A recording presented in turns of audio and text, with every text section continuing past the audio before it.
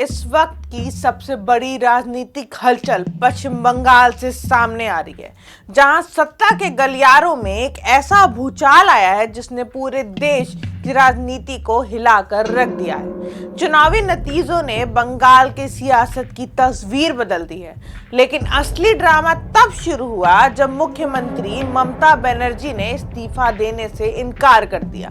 जी हां, हार के बाद भी कुर्सी छोड़ने से मना और उसके बाद राजभवन से लेकर विधानसभा तक घटनाओं की ऐसी तेज रफ्तार चली कि हर कोई बस एक ही सवाल पूछता रह गया, आखिर बंगाल में हो क्या रहा है।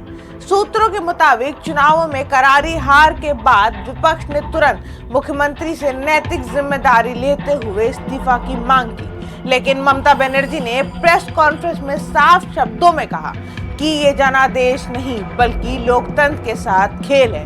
उनके इस बयान ने राजनीतिक तापमान को और बढ़ा दिया। राजधानी कोलकाता की सड़कों पर समर्थक उतर आए, नारों की गूंज तेज हो गई और सोशल मीडिया पर बंगाल की राजनीति देश का सबसे बड़ा मुद्दा बन गई।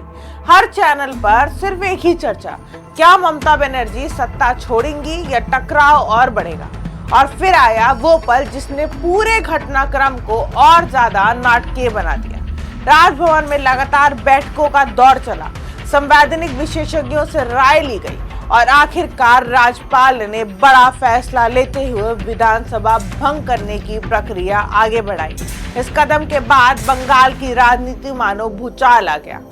एक तरफ विपक्ष इसे लोकतंत्र की जीत बता रहा था, तो दूसरी तरफ तृणमूल कांग्रेस इसे जनता की आवाज दबाने की कोशिश कह रही थी। राजनीतिक गलियारों में आरोप प्रत्यारोप का एक ऐसा तूफान उठा कि दिल्ली तक इसकी गूंज सुनाई देने लगी। अब सवाल सिर्फ सत्ता का नहीं था, सवाल था बंगाल की राजनीतिक विरासत का। क्या ये एक युग का अंत है? क्या बंगाल में नई राजनीतिक कहानी लिखी जा रही है? और सबसे बड़ा सवाल, जनता आखिर किसके साथ खड़ी है?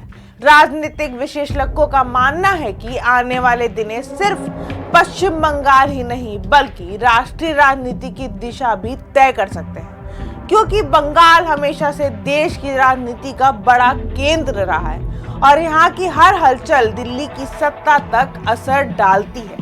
इस पूरे घटनाक्रम के बीच सुरक्षा व्यवस्था भी कड़ी कर दी गई है। कई इलाकों में अतिरिक्त पुलिस बल तैनात किया गया, संवेदनशील क्षेत्रों पर नजर रखी जा रही है और प्रशासन लगातार हालात पर मॉनिटरिंग कर रही है।